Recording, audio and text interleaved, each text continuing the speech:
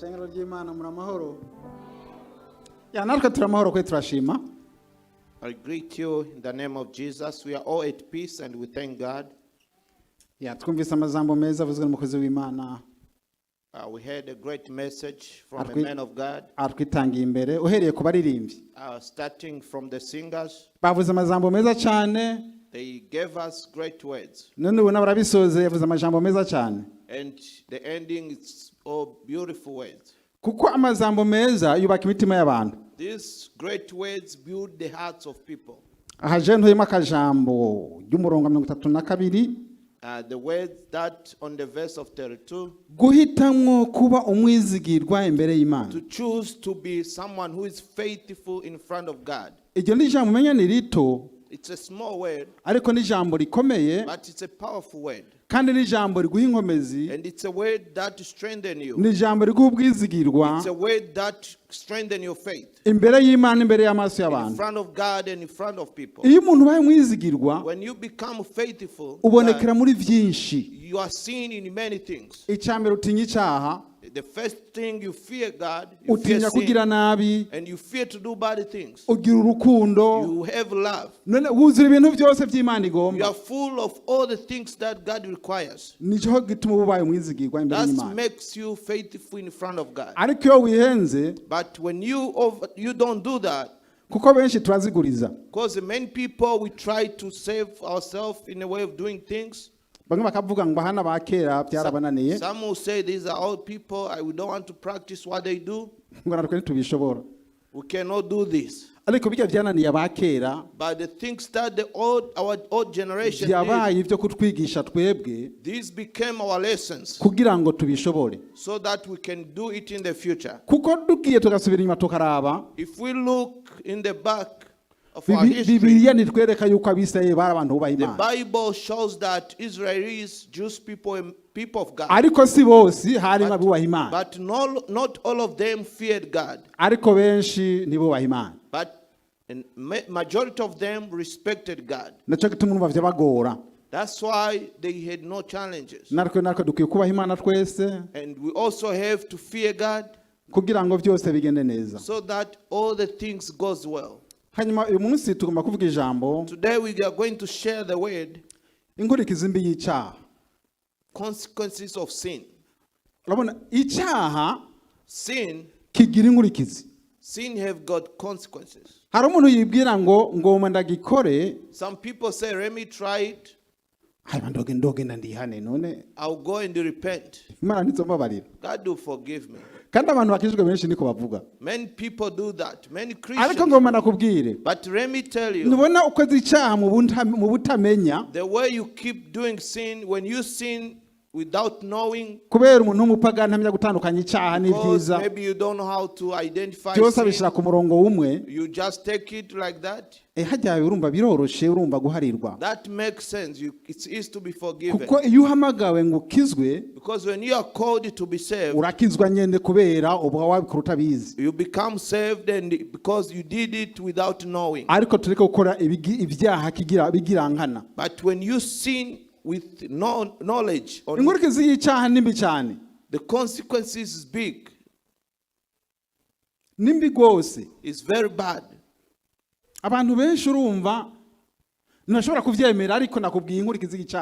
Many people don't understand it, but let me say that consequences of sin is great. When you sin, the following impact is bad. Because you lose your faithfulness to God. We are required to stand in the truth and prevent ourselves from sin and prevent ourselves from all the things that can impact us. Let us think about Eve and Adam. Eve and Adam, when God created Adam and gave him wife, they were people who were honored in front of God. They were people who were honored in front of God. And God told them, I gave you all this garden, stay with it. Muriganze ibyamwa byose muzobige. Dominate it, control it, eat everything. Ariko iki cyamwa ntimuzeze mugikoreka. But don't touch this fruit. Muze mukireke. Just don't preserve it. Ateye gome. And they said yes. God ariko ntivyabakundiye. But this was not possible for them. Hawangu aragenda. They went aracamura icamwa.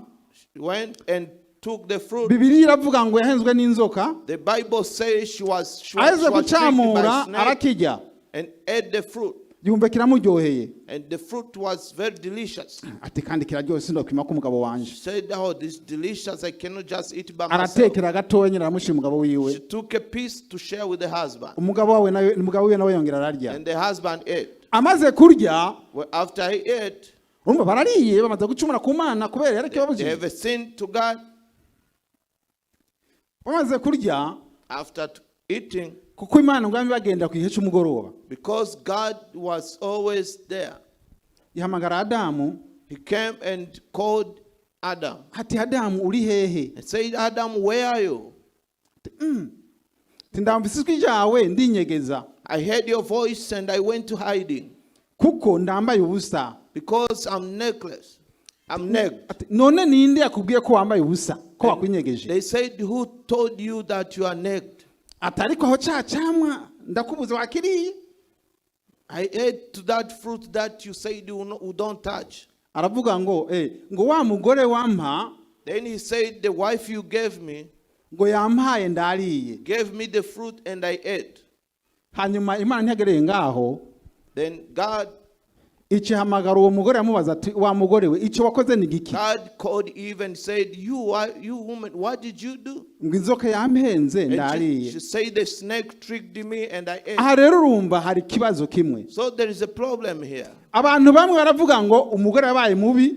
Many people say the wife was bad. Abandi baravuga ngo arambye baravuga ati umugabo yabaye mubi. And the others say the husband was bad to the wife. Kuko mu gihe umugore we yari yamuhaye kukiryako. Because he accepted the fruit bagacumura and they sinned to God. Ibintu byo kwisiguna imbere y'Imana. There was nothing to explain. Yari kubwira Imana ati twacumuye tubabarire. He was supposed to tell God we sinned, forgive us. Ariko iryo jambo ntiyabayeho.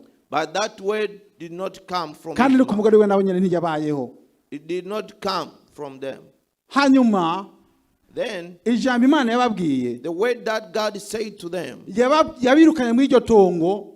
He chased them from the garden. Irabirukana gose. Bari bamwagira ibibazo. He chased them forever. Bibiliya twereka neza yuko icyaha cyaje mu mizo nzira kituza ko narwo. The Bible shows that the sin started from that day. Twese turacumuye niko vyitwa. We all became impacted by the sin. Iyo niyo nkurikizi mbi y'icyaha. That's the great consequence of sin. Tugiye kandi kuri Kaini na Abeli. If we look at Cain and Abel, Kaini na Abeli amaze kubona murumuna wiwe Imana imukunda. After seeing that his brother was loved by God, yumviramwo kumwica. He felt to kill him. Kandi yaramwishe. And he killed him. Amaze kumwica, after killing him, Imana yamubaza ati murumuna wari hehe? God asked him, where is your young brother? Ngo ndari umwungere wiwe mukumbaza. He said, am I his shepherd? Should I keep ati him? none icyo wakoze ni giki? Then God said, what did you do? Ati amaraso yiwe. Then God said, his blood. Ariko atakamba imbere yanje. His blood is crying in front of me. Kubera amaraso ya murumuna wawe. Because of the blood you spilled of your brother. Ati none ubaye ikivume. And now you are casted. Muzi yuko umuntu maze kuba umunyabyaha kuba ikivume imbere y'Imana. You know, when you are casted by God, ubaye ikivume uzoyerera ku isi. You are casted and you become useless in the world. Uzogenda uraraguza aho uzoshika hose. You become useless everywhere you go. Uburaga ahantu na hamwe. You will never be someone important. Aravuga ngo Mana ngo icyaha ndakoze. And he said, God, the sin that I committed. N'igihano mpaye. And the punishment you are giving me. The punishment is bigger than the sin. Kuko mbanyereze mu isi nguzombana wese azonyica. Because everybody who sees me will kill me. Icamubwiye ati uwo kwica wewe.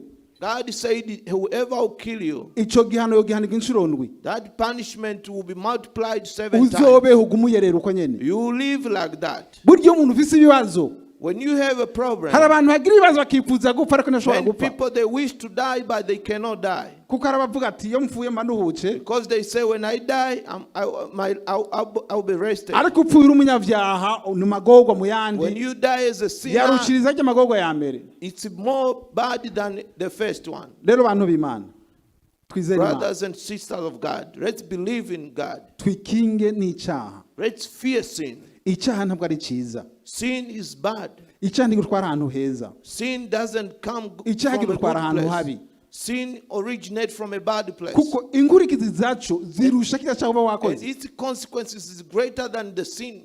Nacyo gituma That's why abantu dukwiye kuba turi imbere y'Imana many people we have to repent in tukirinda front kugira ngo tugende mu nzira yawe nziza. and follow his way. Imana izogushira imbere, izogushira inyuma. God will put us in front, not in Uzoba the back. umwizigirwa imbere y'Imana You will become faithful in front kuko of God wirinze, because you have protected nta nkurikizi yourself. uzogira. You will never suffer the Reka dusome consequences. amajambo y'Imana muri Let us read Zaburi, the word of God ni Zaburi ya 34. in the book of Psalm 34.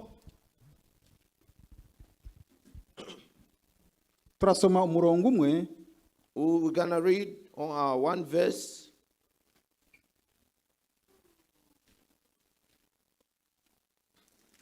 murongo w'16 turasoma, ni nomero 635 Is- Bibiliya y'Ikirundi. Turasoma murongo wa 16. We're going to read verse 16. ngo igicura cy'Uhoraho kiri kubakora ibibi, ngo henebereze ukwibuka kwabo ku isi. Umurongo umwe gusa. We're going to read Psalm chapter 34, line 16. The face of the Lord is against those who do evil, to cut off the memory of them from the earth. Amen. Nuko igicura cy'Uhoraho The face of the Lord kiri kubakora ibibi, is against those who do evil, kugira ngo ihenebereze ukubaho kwabo to cut off the memory of them from the earth. ku isi.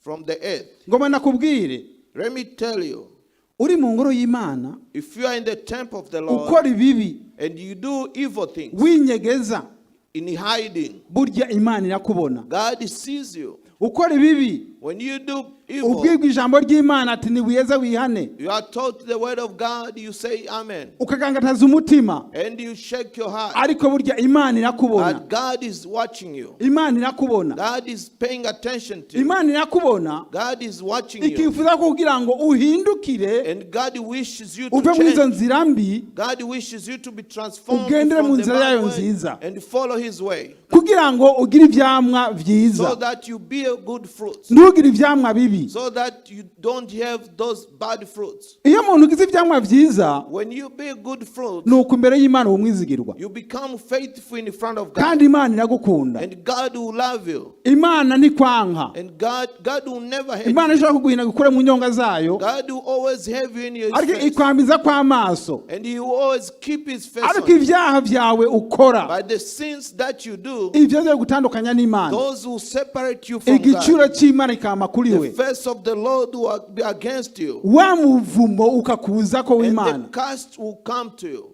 Ereka ndababwire n'amagorwa y'Imana ikuvumye, Let me tell you that it's bad when you are casted by God. n'amagorwa y'Imana ikuvumye. It's bad when you are casted by God. Inzira zawe zose zigenda nabi, Your ways, all your ways become bad. kandi izo nzira zigenda nabi kubera iki? Kubera inkurikizi y'icyaha wakoze. Why? Because of the consequences of the sin. Naco gituma iki cyaha That's why this sin, bantu b'Imana twocirinda, twereka we kubikora, have to protect ourselves from the sin. kuko uretse kubikora ivyo vyaha Because when you sin, nta giciro cy'Imana uzobona. the face of the Lord will never come to you. Uzogira ibibazo bitandukanye, ariko no kubera iki? Kubera icyaha You will face a lot of problems uba wakoze. because of the sin you commit. Naco gituma rero That's why tuyegereze Imana, tugendane n'Imana. we have to follow God and walk with Him. Imana ni nziza, God is great. God is good. kandi icyaha nacyo mu gihe gishitse When the sin comes, cyihane, repent. cyihane ugikureho. Repent and clear yourself. Biroroshe cyane, It's very easy. biroroshe cyane, It's simple. ariko But abantu bazinzwe n'ivyaha many people who are surrounded by sin, banezezwa no kwigumira mu vyaha, those people who live in sin, hari n'abavuga ngo barya nabo ngo barasaze. And some will say those people are crazy. Ngo barya nabo nta bwenge bagira. Those people are mindless. Ntamenye yuko ari watagira ubwenge.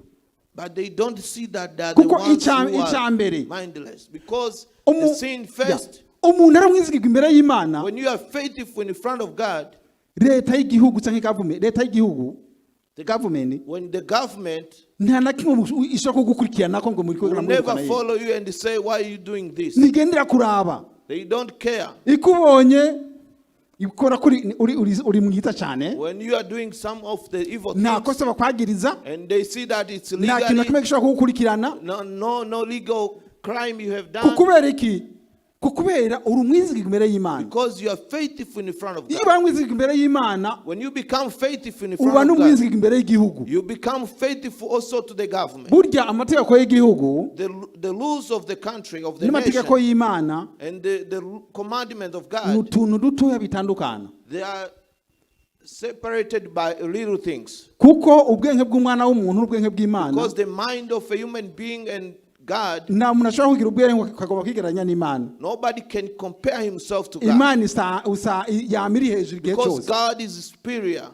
Ariko mu gihe twubashe neza kweli, but when we honor God, urugira amahoro, you become peaceful, urokwisinzirira neza, you sleep, uzogira umunezero, you will be happy, uzo umuntu atanakimwe urumva ushobora kwibabazako, you become someone who is free. Kuko Imana barayizeye. Because you believe in God. Ntabyo bazigurize. And you have nothing to worry about. Kuko hari abantu benshi, because there are so many people, naho yo umuntu yizera, even if you believe in God, akubaha Imana, and honor God, agutuntu kwiwe, but they have other things on the side. Twaziguriza ariko imbere y'Imana uko nitubaho. But in front of God, those things are not there. Kuko itegeko ry'Imana ni rimwe. Because the rules of the Lord is one. Nguko rivuga ati ubu mwizigirwa. It says be faithful. Ni mu bintu byose nta nakimwe ushobora gusigaza. Everything. Rero twabizigirwa abantu b'Imana. Reka duse turabe hariya mu igitabo cha Efeso. Let us read in the book of Ephesians, Abanyefeso 4, chapter 4. Abanyefeso 4,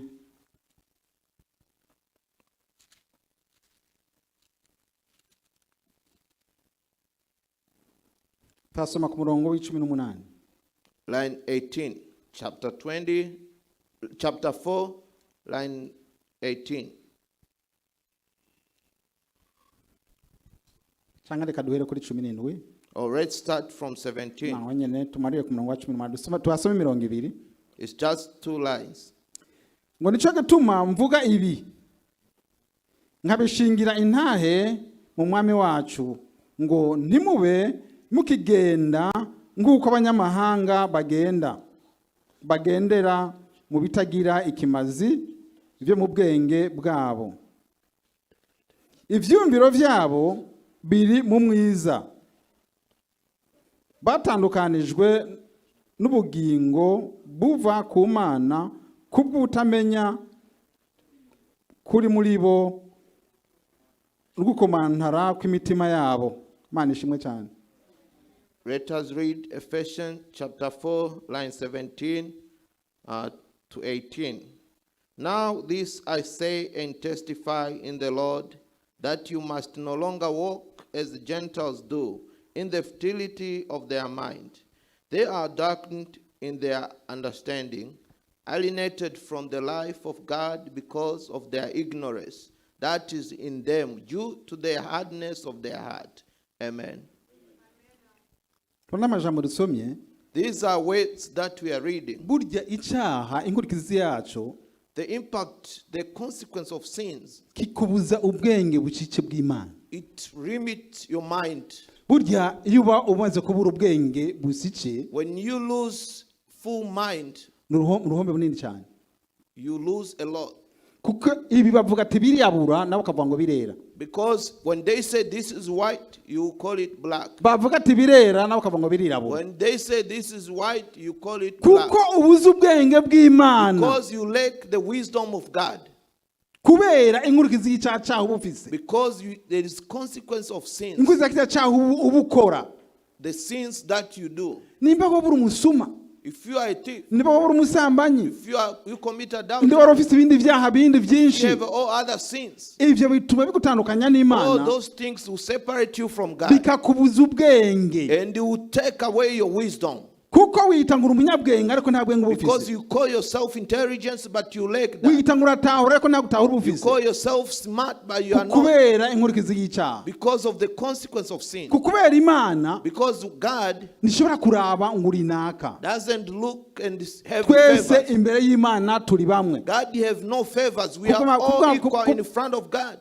Kuko mabwirizwa yayo. Because of his greatness. That's why we have to be careful of the things of God. And follow it. They lacked wisdom because of knowledge. They lack understanding because of lack of knowledge. If we know the consequence of sin, temple of God, let us get close to God. Even if you are following me online, get closer to God wherever you are. Because God have no favor. We are all equal in front of God. In front of God, we are all equal. When we honor God, when we respect God, He sees us in the same way. Because God doesn't select. He's not selective. He just wants you to be faithful in front of Him. And honor God. That's what He wants from you. And then praise Him. He will always listen to you. And He will reward you what your heart wants. He will not embarrass you. Because you are faithful in front of God. Because you do the things that He wants. Let's do the things that God wants from us. And we become faithful in front of God. Let me tell you, temple of God. This thing they said to honor God, to respect God. It's very, very important. It's very, very important. But to those with the Holy Spirit of the Lord, because those who sees and say will undermine what we say, they will say, let me do it, I'll repent tomorrow. How about if you die today? How about if you lose your life today? Nobody knows your days of living. Nobody can know the day of your life. If death comes, it comes. That's why we have to always clean ourselves and stay away from the consequence of sin, so that we don't impacted by God. And stand in His position. Stand in our position in everything. Let us go back in the book of Psalm.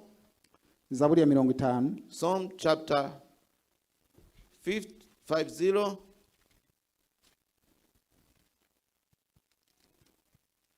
Icyaha ngo kirahendana kandi kikazimiza.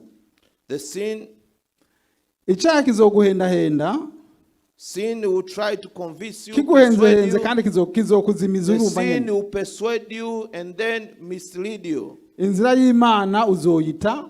You will lose the way of God. Because you have been persuaded by sin and misled by. When you live in God, those things of being misread do not come to you. It goes far from you. It stays away from you. Because God is there, is with you all the time. So let us believe in God. We're going to ask our evangelists to lead for us.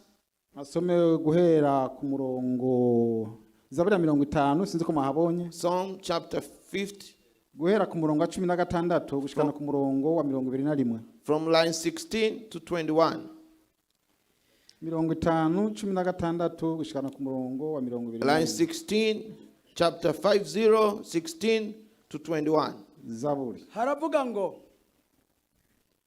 ariko umunyakibi Imana iramubaza ati wiruhiriza iki kubarira abandi amabwirizwa yanje ugashira isezerano ryanje mu kanwa kawe kuri nyankaguhanwa ugashiburira amajambo yanje inyuma yawe.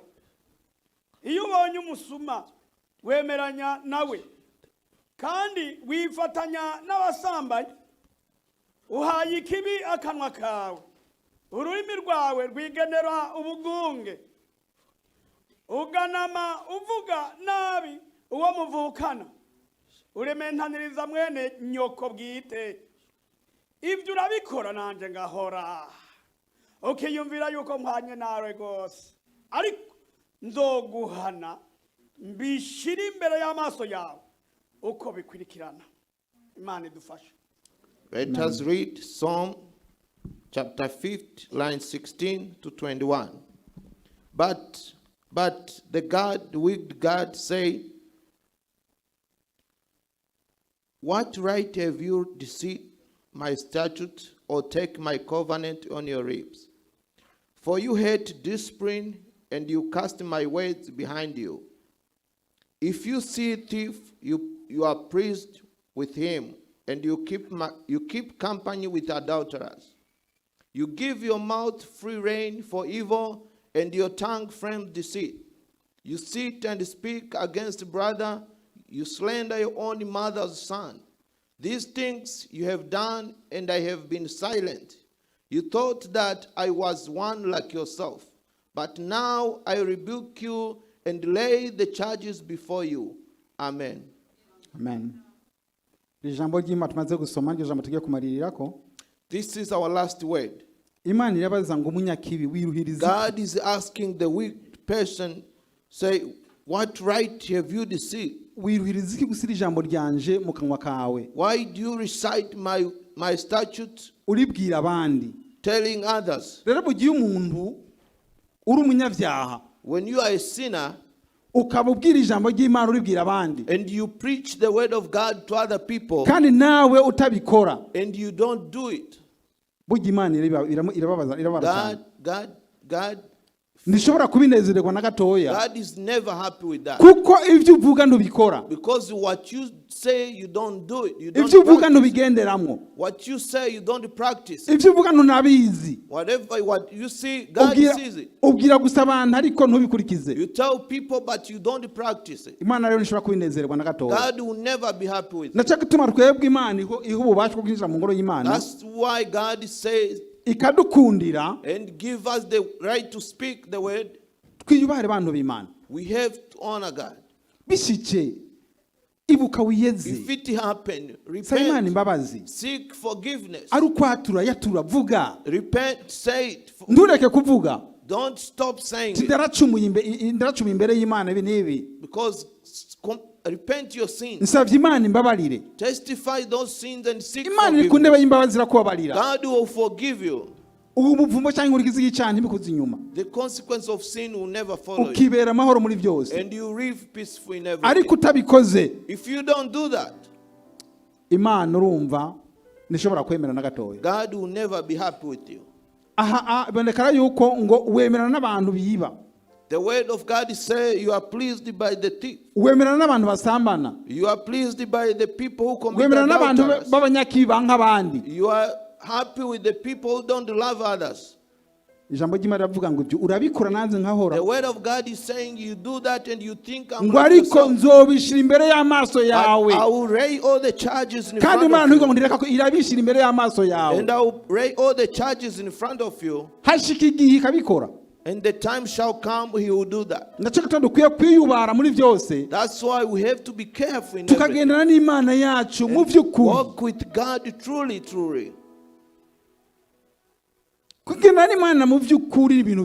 Walking with God truly, truly is simple. You just have to know in your heart. And you become,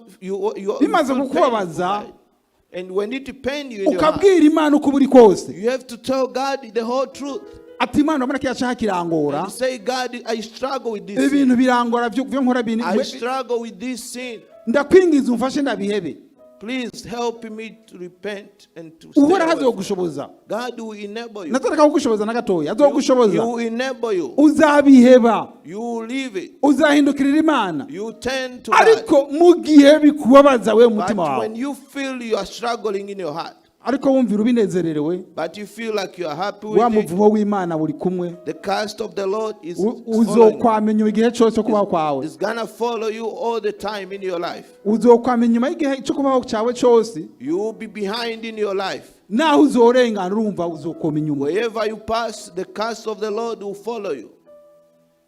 bavuga ngo nzokwihana ngiye ngo nsitse ko mbona ko ngiye gupfa. Some will say, I will repent when I'm towards death. Uba wihenze icyo nikibaho. You are lying yourself. It's not Icyo possible. nikibaho. It's not possible. Icyo nikibaho ntunaciyumvire. It's not possible. Don't even ever think about it. Kwihana kwiyegereza Imana ni uno munsi mwisaha. To repent is today.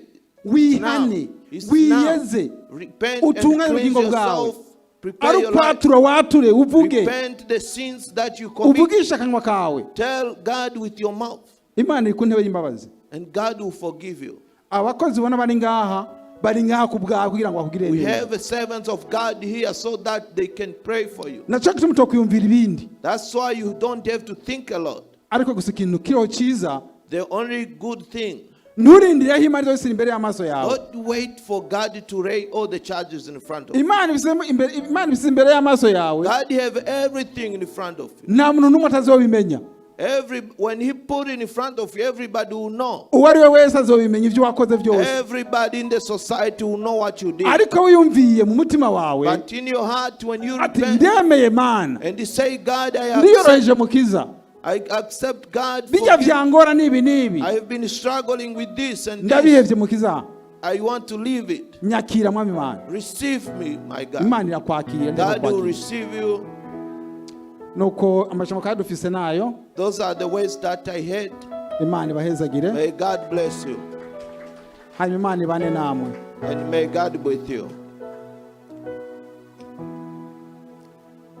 Nuko